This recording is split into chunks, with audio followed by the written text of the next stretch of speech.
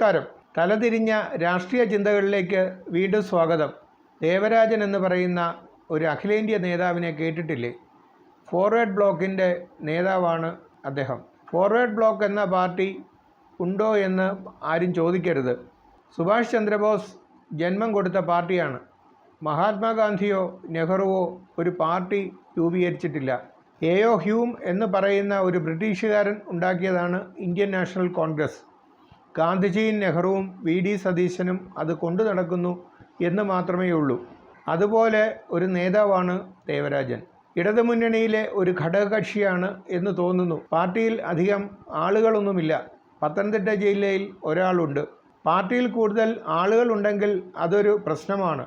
ഒരാളെ തന്നെ കൊണ്ടു നടക്കണമെങ്കിൽ ഒരു ദിവസം കുറഞ്ഞത് 1500 രൂപ വേണം. പാർട്ടി വലുതാണെങ്കിൽ ചെലവും വളരെ കൂടുതലാണ്. ആകെയുള്ള 1-2 കസേരകൾക്ക് വേണ്ടി അധികാരത്തർക്കം ഉണ്ടാകും. ആക്രമണങ്ങളും പ്രത്യാക്രമണങ്ങളും ഉണ്ടാകും. ഒരാൾ മാത്രമുണ്ടെങ്കിൽ എന്തു സുഖമാണ്. പറയാൻ അഖിലേന്ത്യാ നേതാവ് എന്നൊരു പട്ടവും കൂടെ ലഭിക്കും.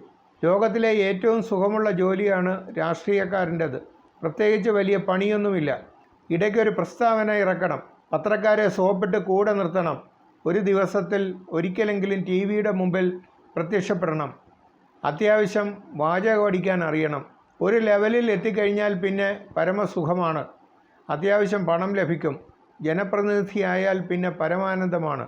ലോകത്തിലെ തന്നെ ഏറ്റവും വലിയ ലഹരിയാണ് അധികാരം. ആ നിലയിൽ എത്തിക്കിട്ടിയാൽ DGP പോലും സല്യൂട്ട് അടിച്ച് മുമ്പിൽ വന്ന് നിൽക്കും.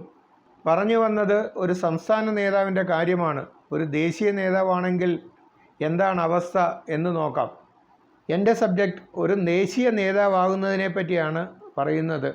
ആദ്യം അല്പം ജാമ്യമെടുക്കുന്നു. BJP, CPM, AAP തുടങ്ങിയ കേഡർ പാർട്ടികളിലെ നേതാവാകുന്നതിനെ പറ്റി ചിന്തിക്കുകയേ വേണ്ട. അത് ഒരുപാട് വർഷം നീണ്ടു നിൽക്കുന്ന ഒരു പ്രക്രിയയാണ്. വലിയ നേതാവായില്ല എന്നും വരാം. കുറഞ്ഞ സമയത്തിനുള്ളിൽ ദേശീയ നേതാവാകാൻ ആ പാർട്ടികൾ ഗുണകരമല്ല. തൃണമൂൽ കോൺഗ്രസ്, സമാജ്വാദി പാർട്ടി, RJD തുടങ്ങിയ പാർട്ടികളാണ് നമ്മുടെ മേച്ചിൽപ്പുറം. എനിക്ക് ഈ ആശയം പറഞ്ഞു തന്നത് ഒരു വക്കീൽ സുഹൃത്താണ്. ഒരു 25 വർഷം മുമ്പ് ഞാൻ രാജധാനിയിൽ ഡൽഹിയിലേക്ക് ഒരു യാത്ര പോയി. എനിക്ക് അദ്ദേഹം സഹയാത്രികനായി ഉണ്ടായിരുന്നു. സഹയാത്രികരോട് സംസാരിക്കാതെ പുസ്തകങ്ങളിൽ ശ്രദ്ധിച്ചിരുന്ന ഒരു മനുഷ്യൻ. ഗോവയിലെത്തിയപ്പോഴാണ് എനിക്ക് അദ്ദേഹത്തോട് ആദ്യമായി സംസാരിക്കാൻ അവസരം കിട്ടിയത്.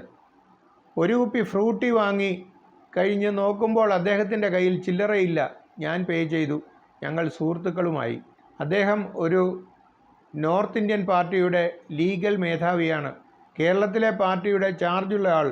അദ്ദേഹം ആ പാർട്ടിയിൽ കടന്നുകൂടിയതിനെ പറ്റിയുള്ള രസകരമായ കഥ എന്നോട് പറഞ്ഞു തന്നു. ആ കഥയാണ് ഞാനിവിടെ നിങ്ങളോട് പങ്കുവെക്കുന്നത്. ഒരു പാർട്ടിയുടെ ദേശീയ നേതാവാകുന്ന വിദ്യ, അതും 3 മാസത്തിനുള്ളിൽ. ഒരു ദേശീയ നേതാവാകാനുള്ള ആഗ്രഹത്തിൽ ഡൽഹിയിലെത്തിയാൽ മിനിമം 3 കാര്യങ്ങളാണ് ചെയ്യേണ്ടത്. 1, ഹിന്ദി അറിയില്ലെങ്കിലും ഇംഗ്ലീഷ് നന്നായി അറിഞ്ഞിരിക്കണം. 2, 3 മാസത്തെ ചിലവിനുള്ള പണം കയ്യിൽ കരുതണം. ഒരു മാരുതി കാർ വാടകയ്ക്കെടുക്കാനുള്ള പണവും കയ്യിലുണ്ടാവണം. അത്രയുമായാൽ ഓപ്പറേഷൻ സ്റ്റാർട്ട് ചെയ്യാം. ആദ്യമായി ബീഹാറിലെയോ UP-യിലെയോ ബംഗാളിലെയോ ഒരു റീജിയണൽ പാർട്ടിയെ തിരഞ്ഞെടുക്കുക. അവരുടെ ഹെഡ് ഓഫീസ് കണ്ടെത്തുക. 2-3 ദിവസം അവിടെയൊക്കെ ചുറ്റിപ്പറ്റി നടക്കുക. മുഖം പരിചയമാവുമ്പോൾ ഓഫീസിലുള്ളവർ നമ്മെ അകത്ത് കയറി ഇരിക്കാൻ അനുവദിക്കും. അവരോട് ഇംഗ്ലീഷിൽ മാത്രം സംസാരിക്കുക.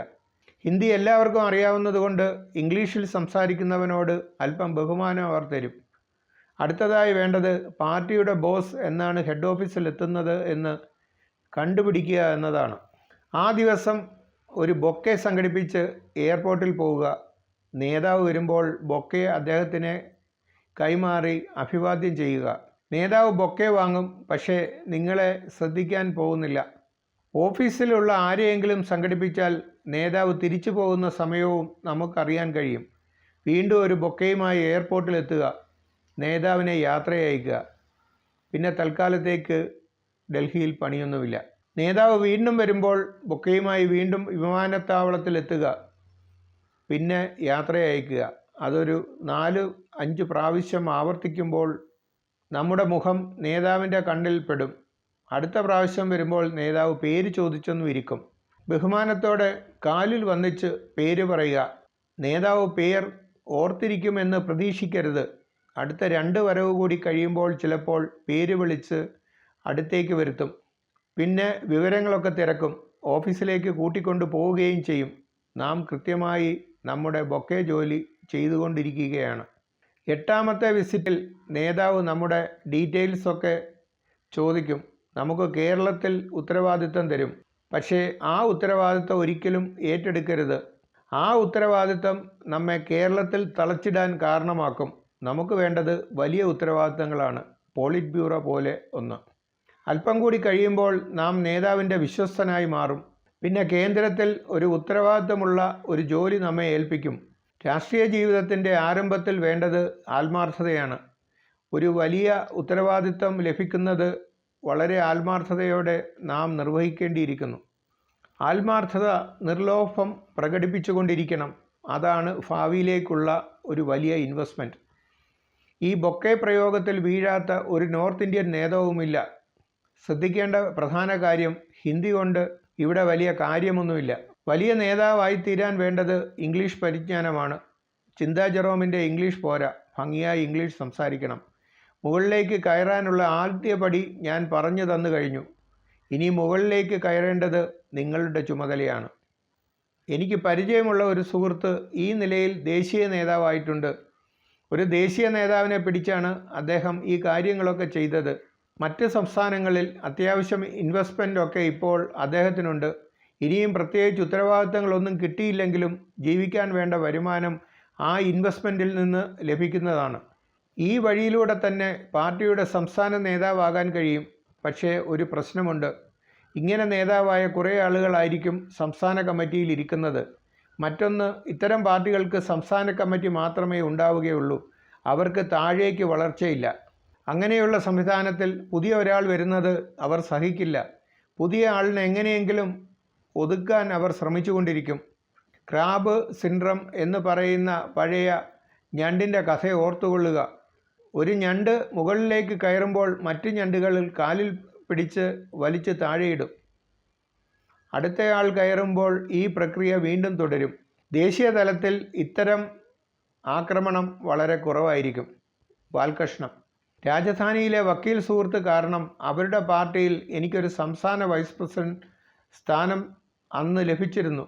രാഷ്ട്രീയം ഒരു ഉപജീവന മാർഗമാക്കാൻ ആഗ്രഹമില്ലാത്തതിനാലും ആദർശത്തിൻ്റെ അസ്കിത അന്ന് ഉണ്ടായിരുന്നതുകൊണ്ടും ഞാനൊരു ദേശീയ നേതാവായി മാറിയില്ല.